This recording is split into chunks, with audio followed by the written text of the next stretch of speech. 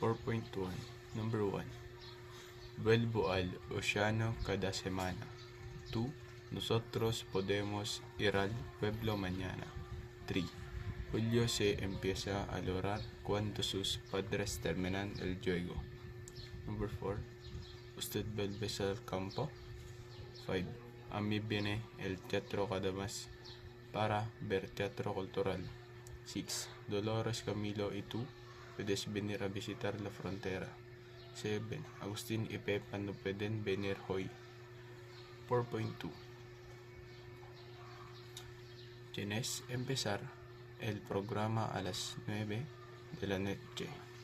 Tú, Renato y Alma tienen que terminar el trabajo importante antes de que acabe el día.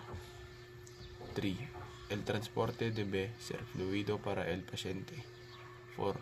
Una gran población tiene que tener mucha comida y bebida. 5. Tengo que pagarme el viaje. 6. Maite y tú tienes que hablar. 7. Tiene que volver el despacho del presidente.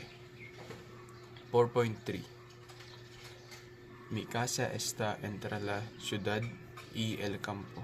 2. El clima es muy importante para nuestra agricultura. Felix trabaja lejos de su casa. 4. Alexa y Paco tienen a tu casa grande todos los meses. 5. Mis amigos, ¿podéis describir su país?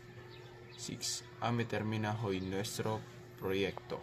7. El mar está muy cerca del pueblo.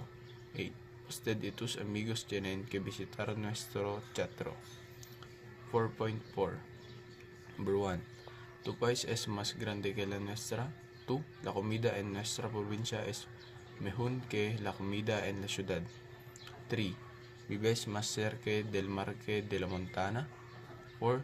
Los dolores de calor son peores que antes. 5. Hace más calor en el sur que en el norte. 6. Tus obras son mejores que mis obras. 7. En mi opinión, en la montaña es mejor que viajar el alma. 8. Su problema no es menor que mi problema. Thank you.